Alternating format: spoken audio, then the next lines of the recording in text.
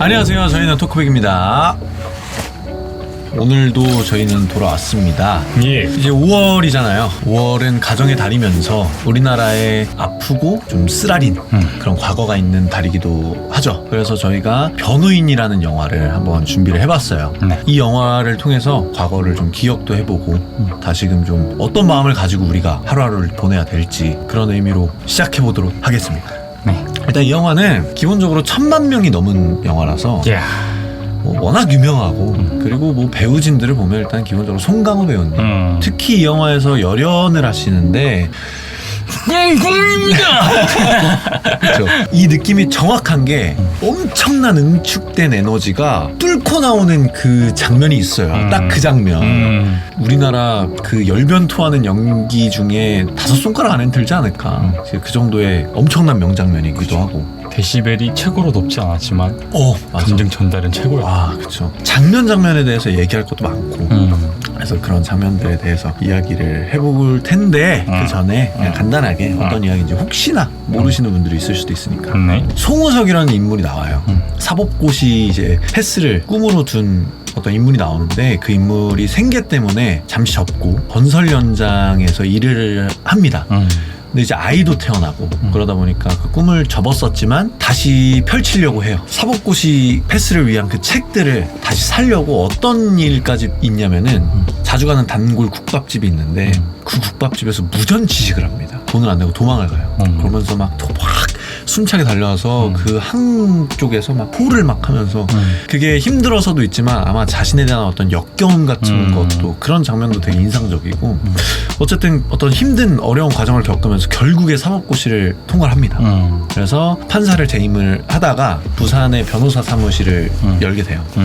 이제 부산으로 돌아왔으니까 그 옛날에 무전취직했던 국밥집을 돌아가서 자신의 과거에 잘못했던 그 고백도 하고 그때 못 드렸던 국밥값도 이제 드리면서 용서를 물론 봉투에 더 많이 넣겠죠.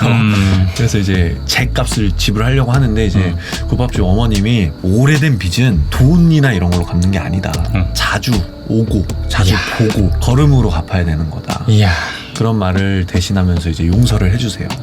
그런데 어느 날 그 국밥집 어머님의 아들인 박진우라는 대학생이에요. 그 대학생이 실종이 됩니다. 근데 이제 어머님이 장사하시는 분인데 법적으로 아시는 분, 뭐 경찰을 아시는 분은 누가 있겠어요. 그래서 이제 송우석을 찾아가게 되죠. 그 사건의 진상을 알고 보니까 박진우라는 학생이 야학을 했던 거예요. 밤에 이제 모여서 공부도 하고 이제 책도 읽고 서로 토론도 하고. 근데 그러던 와중에 공안부 형사들한테 잡혀가는 일이 발생을 합니다. 왜 잡혀가냐? 간첩으로 몰린 거예요. 정말 말도 안 되는 일. 그래서 거짓 진술을 자백하라고 고문을 당하고 이러다 보니까 이제 연락두절 됐던 거죠. 이 일을 알게 된 송우석은 자신의 어떤 커리어나 모든 걸 등지고 그 재판에 서게 됩니다. 이게 기본적인 내용이에요. 가장 제가 주의 깊게 봤던 거는 그 시대의 그 무시무시한 그 공안 형사들의 힘?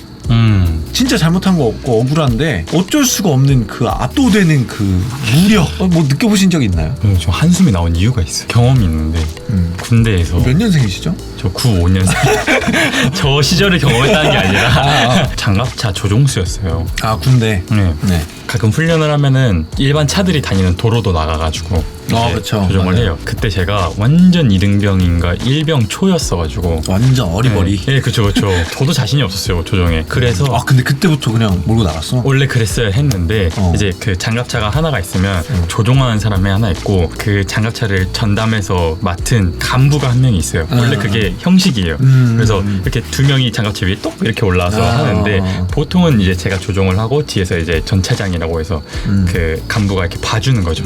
그리고 이걸로 이제 그죠.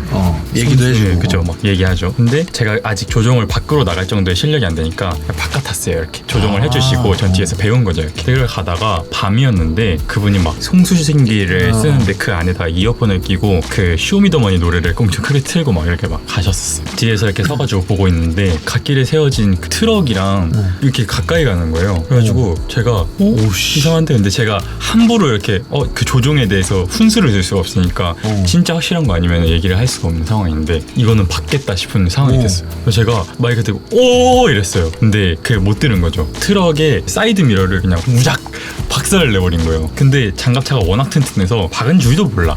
그래가지고 그치. 아 그거는 이렇게 다시 막 얘기를 했죠. 막 불러가지고 그 박은 것 같습니다 이렇게 얘기해가지고 멈춰가지고 이제 간부들끼리 모여가지고 막 얘기하고 사고 처리를 하는데 저는 어떻게 된지 잘 몰라요. 그 며칠이 지나고 주마다 다들 모여가지고 다 모아놓고 이제 뭐 규칙이라던가 업데이트된 사항들 이런 거를 이렇게 전파해주는 자리가 있는데 이제 조종수 포상에 대해서 이야기를 하는데 몇 킬로 타면은 포상 준다. 근데 무사고의 경우에만 이런 게 있었어요. 그런 거를 중대장님이 막 설명해주고 있는 중이었는데 갑자기 그 얘기를 하다가 예시로 저를 듣는 거예요. 유재원 너는 사고 냈으니까 300km 처음부터 다시 시작하는 거야 이런 식으로 얘기를 하는 거예요. 저는 조종을 한 적이 없는데 그래서 제가 그 얘기를 듣자마자 딱 간부를 봤어요. 근데 그 간부가 이렇게 하는 거예요. 그래가지고 제가 다른 간부를 딱 쳐다봤는데 엄청 막 이러고 있는 거예요. 이런 반응을 보이니까 그 중대장님이 왜 그래? 이런 식이 하는데 내가 아닙니다 이랬어. 그러고 나서 자 각자 생활관으로 흩어져 이러는데 제가 얼타면서 이렇게 나가려고 하니까 한쪽에서는 그 사고 냈던 간부가 잠깐 얘기 좀 하자 이러면서 데려가려고, 한쪽에서는 이제 우리 소대 제일 높으신 간부님이 데려가려고 그러고 양쪽에서 막 나랑 얘기 먼저 해, 나랑 얘기 먼저 해, 막 이런 난리가 났어요. 그래가지고 이거 참 와 억울하면서 약간 공포감도 있으면서 그쵸. 억울한데 그 억울함을 표하면 나는 거기서 계속 있어야 되는 사람인데 1년 반 동안 거기 있어야 되는데 거기서 내가 저 안 했어요 이렇게 할 수가 없지. 문제를 일으켜봐야 나한테 도움되는 것도 없고 결국에는 마지막에는 이제 자기네들끼리 정신 차리고 제대로 얘기해가지고 중대장님이 저 따로 불러가지고 내가 몰랐다 미안하다 이렇게 진짜 다행이다. 해결이 잘 되었다. 하지만 그 짓거리를 한 간부에게 너무 분노가 있었는데 그냥 모른 척하고 그냥 잊은 셈 치고 그러고 지냈어요. 살고 싶어서, 살기 위해서. 안 그러면은 뭐 어떻게 지내. 그래서 그냥 오해가 있었겠지 이러면서 그냥 탁 생각 꺼버렸어. 그 전입초 때는 기본적으로 그 어리버리가 장착이 돼 있기 때문에 뭐가 뭔지를 모르니까 그죠. 일단 이게 얼어 있어. 당해도 당한 줄도 모르고. 그건 진짜 내가 다녀와봐서 더 막 이게 와닿는다. 비일비재하죠 이런 거. 아 그럼. 뭐 병사는 휴가 안 받으면 그만이지만 그분들은 진급의 문제가 있기 때문에 차라리 저는 데려가가지고 내가 이렇게 휴가 딜을 챙겨줄게. 그러면 난 인정. 그러면은 좀 그래 오케이 서로 좋은 게 좋은 거죠. 이렇게 할 수 있었는데 좀 충격이었어요. 나도 군대에서 전입 얼마 안 됐을 때도 아니고 그날 밤이었을 거야. 하자마자? 자대 가자마자 그날. 근데 얘가 높아 제가 높아 이게 시작된 거야. 밤에 다 이제 점호도 끝나고 다 소등하고 나서 누가 찾아와. 후임생활관 선임생활관이었거든. 우리는 근데 구막사여서 써가지고 이거 침상이었어. 침대가 아니고 선임생활관에서 누가 와. 옷 입은 게 그냥 편의점 가는 그 복장이야. 군인이 아니야. 오더니 야 너 오늘 새로 왔어? 야 나 그때 당시 뭐 상병 1호봉이야. 뭐 그러면서 막 얘기를 해. 그래서 나 상병 1호봉인가 보다. 막 얘기를 했어. 뭐 어디 뭐 하고 왔습니다. 뭐 어디 삽니다. 뭐 하고 있다가 누가 되게 좀 깔끔하게 입었어. 그러다 오더라고. 자기는 말년이래. 내일 모레인가 나간대. 그래서 막 얘기를 했어. 근데 막 얘가 잘생겨 내가 잘생겼냐. 그럼 당연히 내 입장에선 말년 병장보다는 오래 볼 상병을 더, 그래서 당연히 그냥 어떤 정치적으로나 당연히 상병이 더 잘생겼다.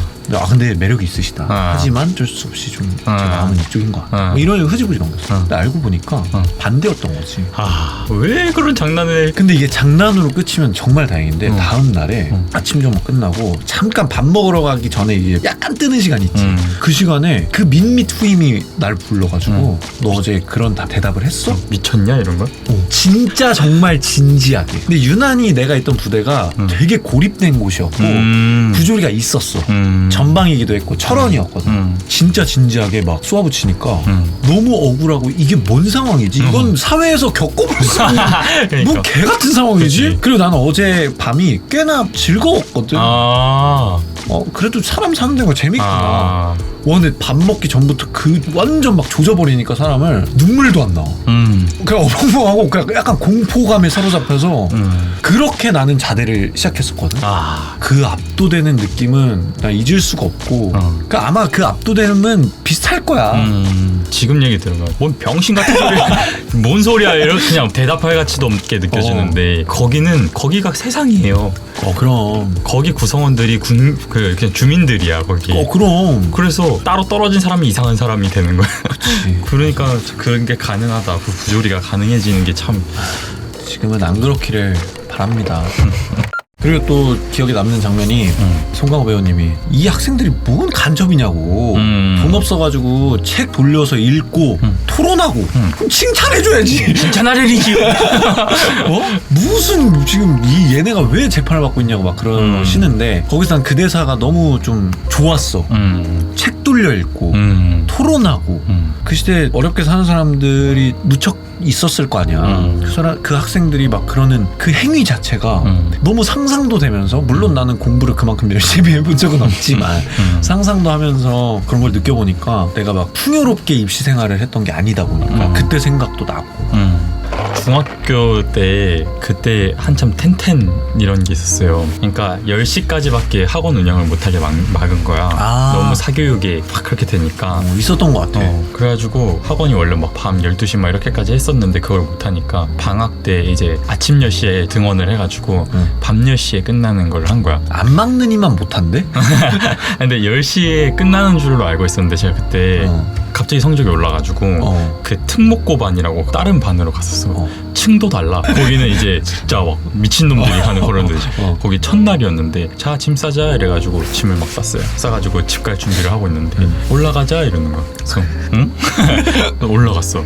거긴 교무실 같은 데거든요. 수업하는 데가 없어. 올라와가지고 학원 선생님이 벽을 미는데 벽이 돌아가. 진짜? 진짜로. 안에 강의실이 있어. 진짜 소름 돋았어. 그 안에서 2시간 동안 더 공부하다 가는 거야. 이런 정도로 빡세게 했었죠.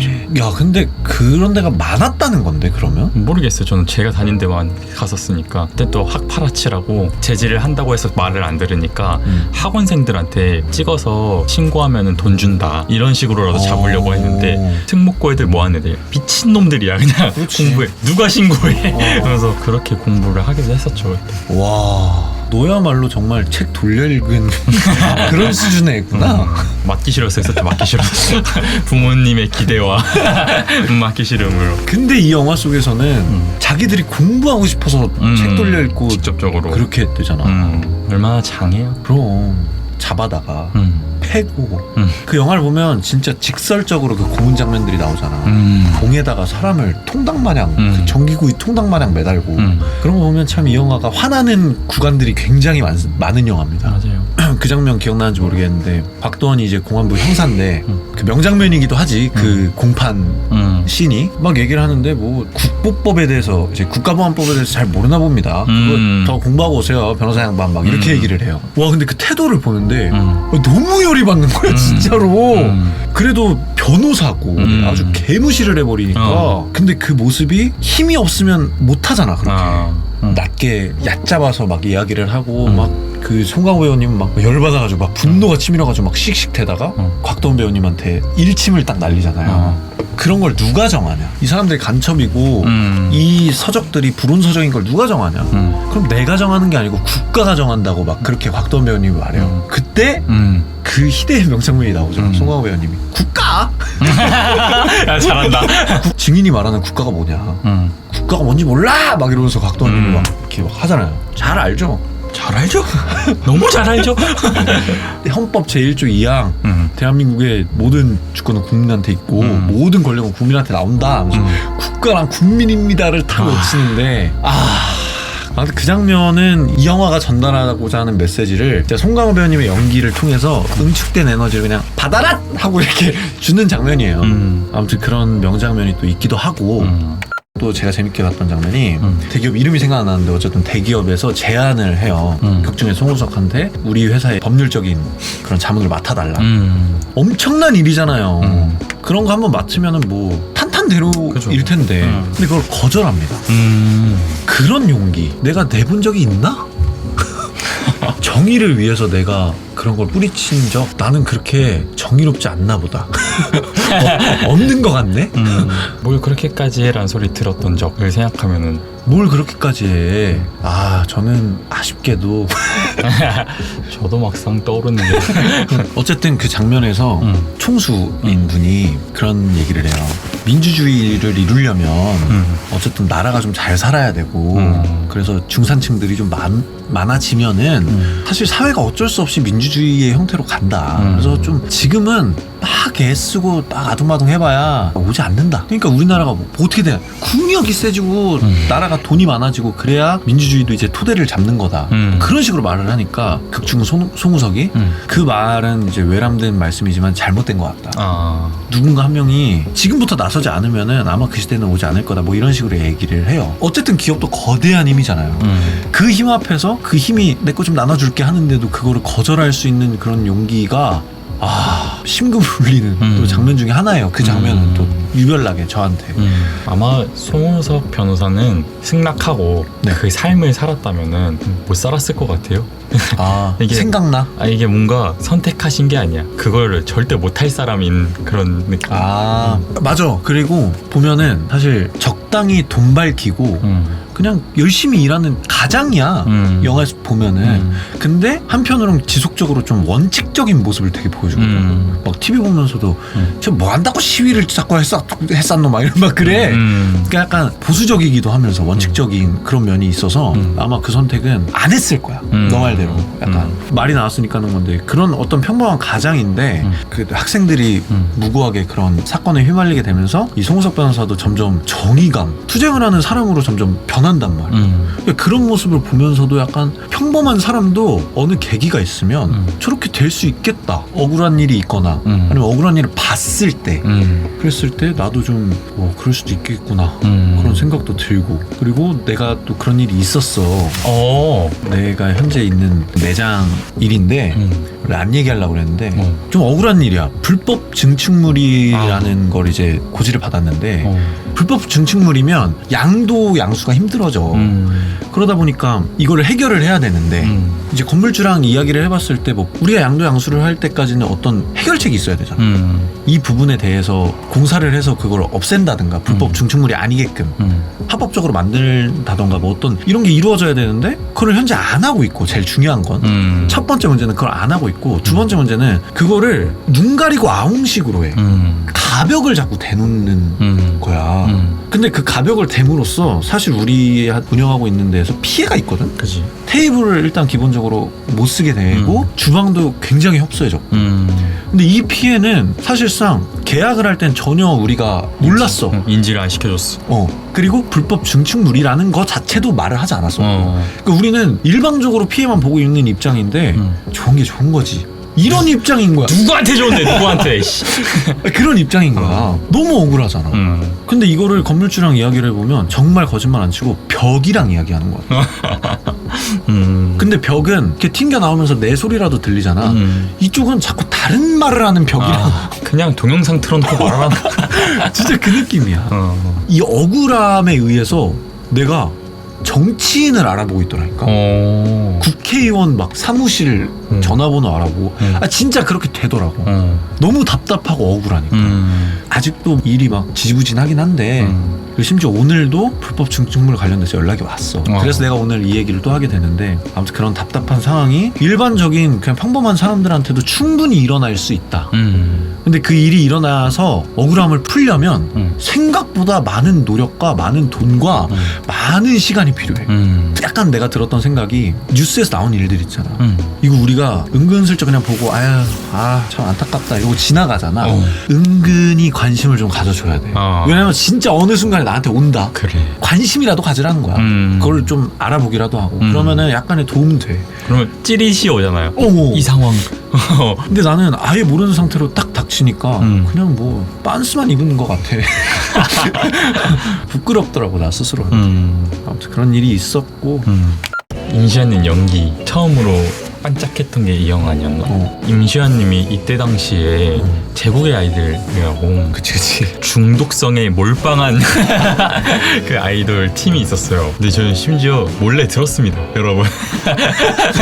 그 프라이데이 세러데이 있었는데 맞아. 진짜 지금 생각하면은 미친 노래예요.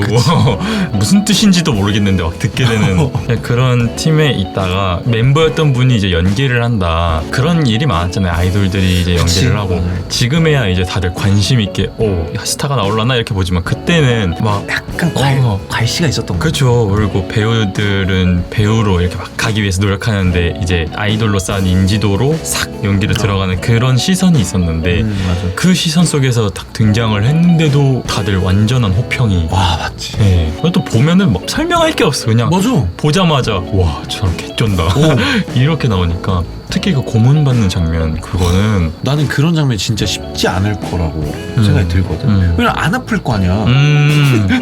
그죠. 그리고 실종됐다고 알려졌다가 어머님이랑 다시 만나는 면회실에서 다시 만나는 씬 보면은 이상한 데 쳐다보면서 그냥 이러고 있다가 엄마를 딱 보게 돼.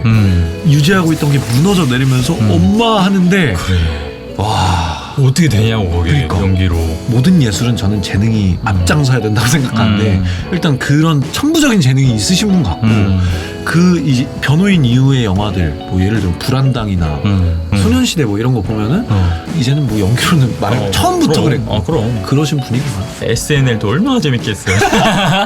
결론적으로 뭐 그런 아픈 과거가 있고 우리가 꼭 오랫동안 기억해야 될 과거가 있고 근데 그럼에도 불구하고 난 지금도 사실상 비슷한 일들이 벌어지고 있다고 생각이 들 때가 가끔 있어.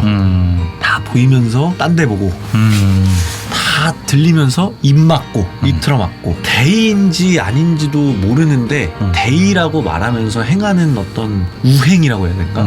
어리석은 행동들? 그런 것들이 보여진다고 생각해 여전히. 근데 그거를 객관적으로 냉철하게 우리가 보고 아닌 건 아니다라고 말할 수 있는 이 변호인에서 나왔던 송우석 변호사처럼 용기나 사실 용기보다도 이 판단이 중요한 것 같아 이제는. 이게 옳은 건지 그른 건지 그런 객관적인 지표들을 통해서 판단할 수 있는 능력들이 우리가 점점 수련을 해야 된다. 그런 게 좀 느껴지는 영화였어. 아마 보신 분들도 다시 보시면 여러 생각도 들고 지금 일어나는 일들에서 약간 공감되는 일들도 몇 개 있어요. 그러다 보니까 다시 보셔도 좋으실 것 같고 네. 그런 것 같아요. 이 영화가 되게 국가의 어떤 중대한 사건을 다루는 일이기도 하지만 결론적으로는 가족에 대해서 가족에 관해서 다룬 영화라고 생각이 들어요. 가족과의 사랑. 근데 우연치 않게도 가정의 달이죠. 모르겠어요. 여러 의미로 아이러니하게 연관이 돼 있는 것 같아요. 가족 어떤 그 사건 모든 것들이.